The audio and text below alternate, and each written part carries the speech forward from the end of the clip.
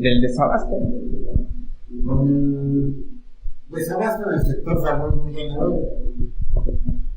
Sí, Macario, bueno, no es algo de lo que se haya comentado mucho, de una manera tan avasalladora, pero bueno, básicamente, varios hemos sabido, o hemos notado, o algunos medios lo han comunicado, o informado, que básicamente, pues bueno, desde que empezó el sexenio de Andrés Manuel López Obrador, se empezó a sufrir un poco el desabasto en algunas medicinas.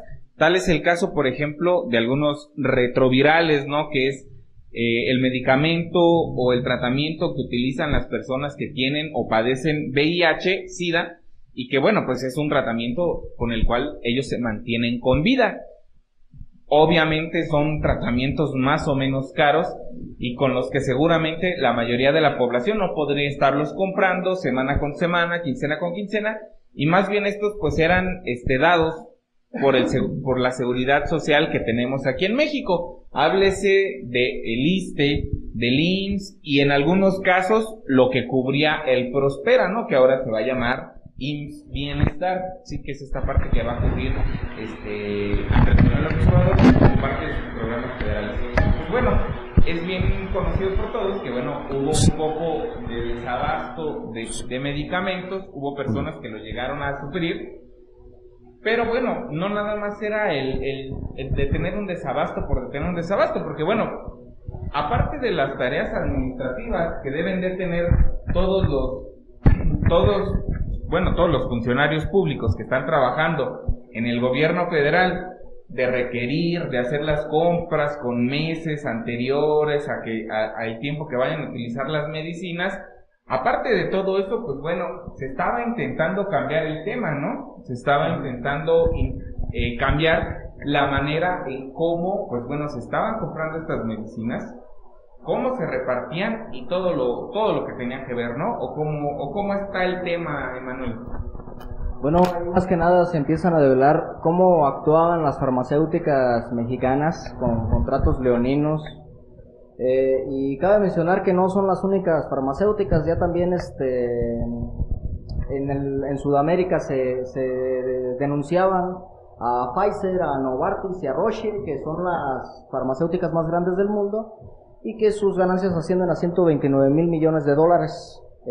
Y se anuncia se denuncia más bien, cómo estas empresas controlan el precio de los medicamentos, cómo controlan las patentes, cómo se maneja esa mafia de las patentes, y cómo también se apoderan de mercados con actos monopólicos, y es más o menos lo que está sucediendo en México. Pero esta vez el presidente de México anunció que esta vez se les puso un alto a estas empresas que tienen nombre, que son Grupo Fármacos Especializados SADCB, Distribuidora Internacional de Medicamentos y Equipo Médico SADCB y Mypro. Estas empresas ya les quedó prohibido por 10 años entrar en las licitaciones del gobierno. Pero fíjate, Manuel, ni siquiera estamos hablando de farmacéuticas, estamos hablando de distribuidores. O sea, a final de cuentas, así como los que venden en la esquina, pues son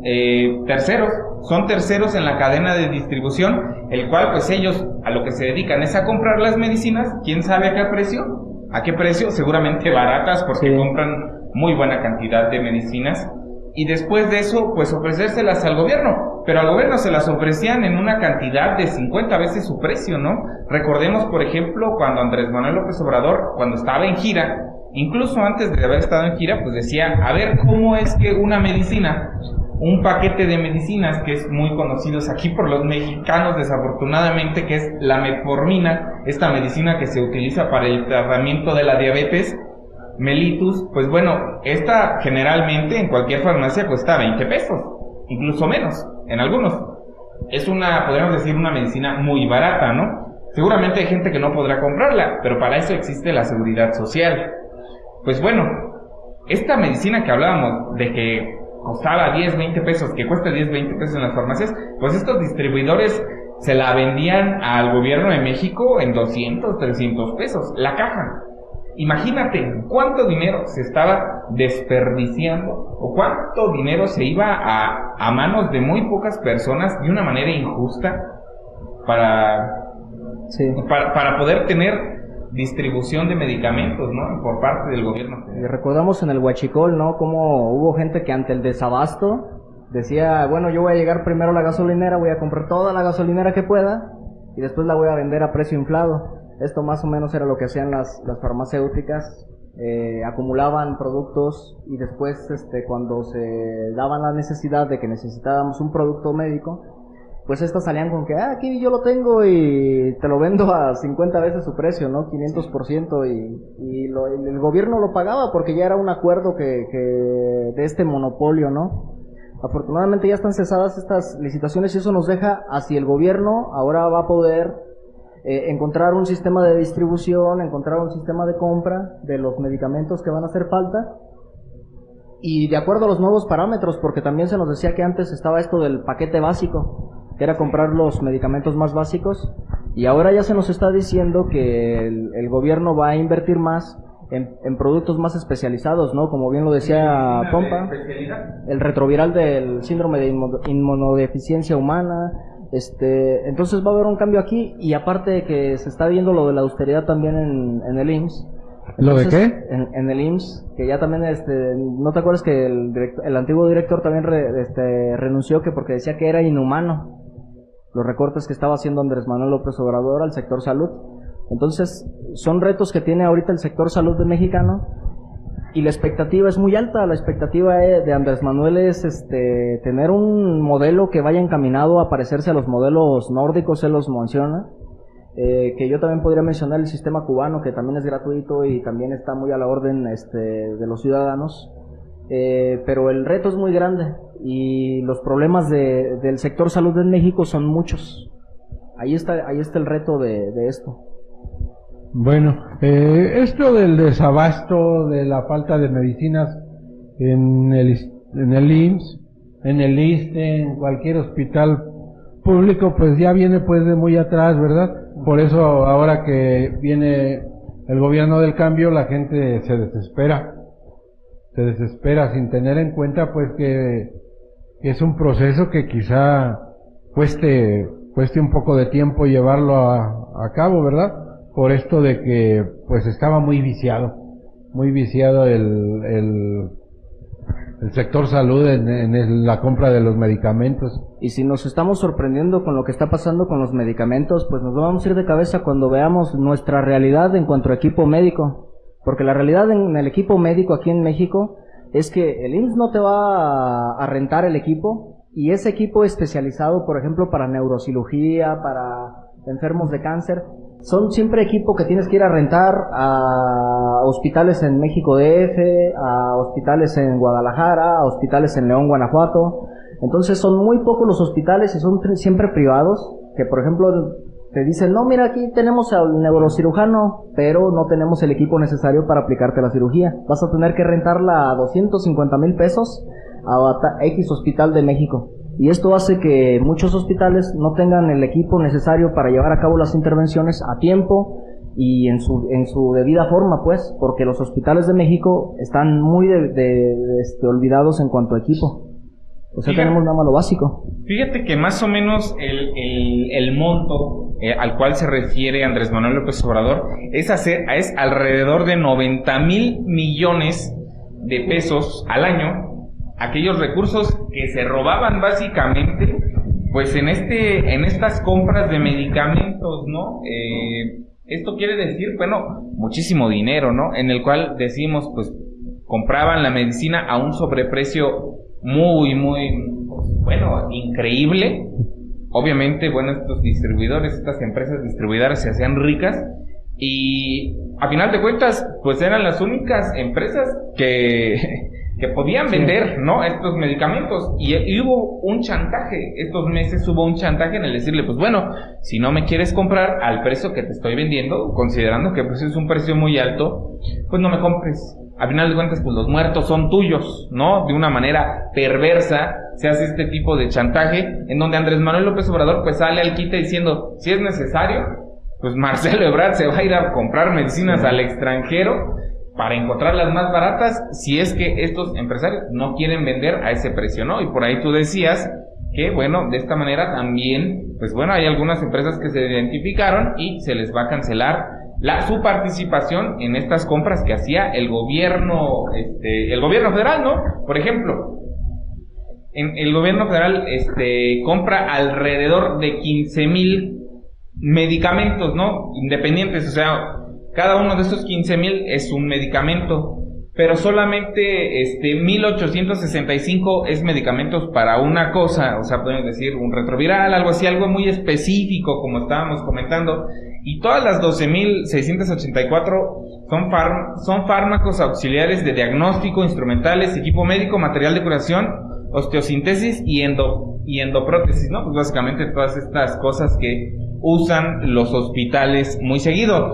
Y este desabasto, pues bueno, no es nuevo, porque incluso podríamos decirlo que los gobiernos de los estados también lo sufren.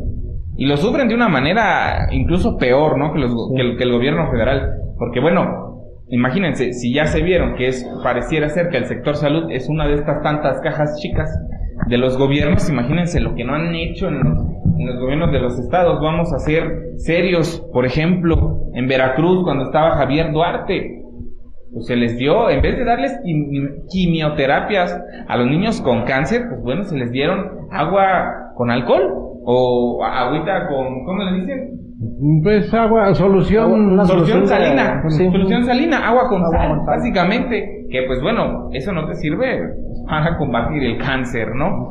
Es una cuestión muy, muy lamentable, también el hecho de cómo está la oposición empezar a decir que miren cómo estamos con Andrés Manuel López Obrador, tenemos ahora desabasto en el sector salud, y pues bueno, por otra parte, pues sí, pero ustedes no lo dejaron mejor, o sea, no lo estamos encontrando de una manera muy buena, y sí, pero se va a resolver el tema, ¿no? Que dice Andrés Manuel López Obrador, y se está resolviendo. Ya se han estado comprando estas claves de medicamentos, y bueno, se espera que se empiecen a distribuir ahora sí, en donde pues no nada más se salva esta parte humana, ¿no? De entregarle los medicamentos a las personas que los ocupan, sino que también se hace un ahorro muy muy grande, en el cual pues bueno. Algo positivo que podríamos sacar de esto es que la lucha que está llevando a cabo México en contra de estas farmacéuticas también se está llevando a cabo ahorita en Perú, y la está llevando a cabo también Bernie Sanders. Eso es algo que comentó Alfredo Jalife en una entrevista que tuvo con los youtubers, me parece que ayer. Él comentaba de Alfredo Jalife que Bernie Sanders también estaba muy metido en esto de combatir a las farmacéuticas, porque bueno, pues ya llegó un exceso, una Sodoma y Gomorra, dice él, en donde ya la inmoralidad ya no se puede permitir, o sea, ya hay que cambiar el rumbo donde vamos. Fíjense que es un régimen muy muy extraño, muy muy siniestro, ¿no? En donde básicamente, pues bueno, las farmacéuticas, con todo el derecho que tienen de existir y de comercializar sus investigaciones, hay algo que no es muy humano, Macario y compañeros que nos están escuchando, que es este tema de que, bueno, es muy plausible y qué bueno, ¿no? Que estas empresas encuentren, pues bueno, diferentes tratamientos, hagan nuevos medicamentos para diferentes enfermedades.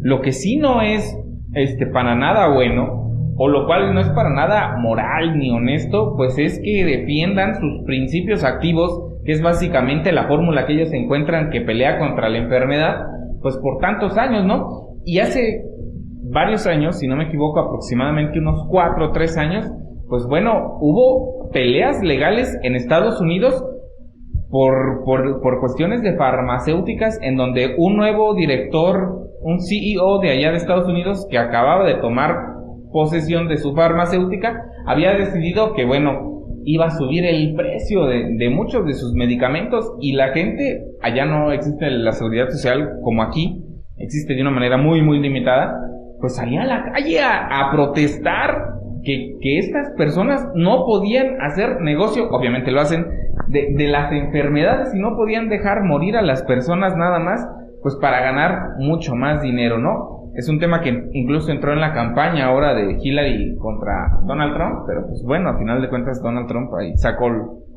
sacó la mayoría. De esto que mencionas acerca de la patente de los productos, fíjense que ahí también se nota mucho la corrupción, porque se suponía que una patente se podía perder si no pagas la anualidad, ¿no? Teniendo 6 meses para poder rectificarlo, en caso de causa de fuerza mayor. Otra es que tu patente no salga en 2 años de serte concedido el permiso. Y aquí podemos ver muchos medicamentos importantes contra enfermedades fuertes, que no salen al mercado porque no la empresa que tiene la patente no te va a dar la cura contra, ¿cómo se llamaba este actor de Two and a Half Men? No sé. Tenía SIDA él.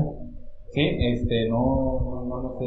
Él te daba el número de una patente contra el SIDA y decía no puedo obtener esta medicina porque la empresa, creo que era GL, no suelta la patente. Entonces hay que ver cómo las farmacéuticas a veces sueltan la patente de curas, porque para ellas es mejor tratar la enfermedad en lugar de curarla, y eso también ha sido, pues dicen que es conspiranoico, pero no es así. Nosotros tenemos varias pruebas ya de esta actuar de las farmacéuticas. ¿Por qué? Porque al final de cuentas son empresarios, no son doctores.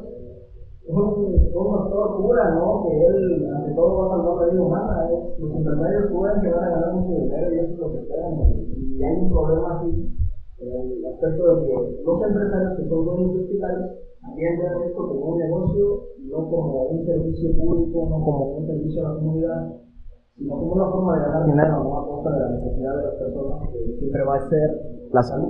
Siempre la vamos a necesitar. Fíjate, por aquí veo un comentario. Esto es algo que yo no estoy enterado si sucede. Dice por aquí que los doctores sean más humanos, que no ocupen los quirófanos para particulares, para operaciones particulares en los hospitales, públicos. ¿Se dará este caso de que...? Seguramente, no creo que cobren, pero seguramente.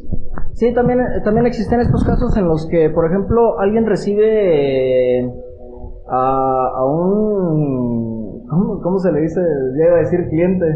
Sí, es un enfermo. Cuando alguien recibe a un enfermo y dice, mira, ¿sabes qué? No te voy a atender aquí en el IMSS, no te voy a atender aquí en el ISSSTE, pero vamos a mi consultorio y ahí yo te atiendo. Sacar ventaja, empiezan a hacer operaciones y pues los doctores empiezan también a ver de dónde sacan, ¿no?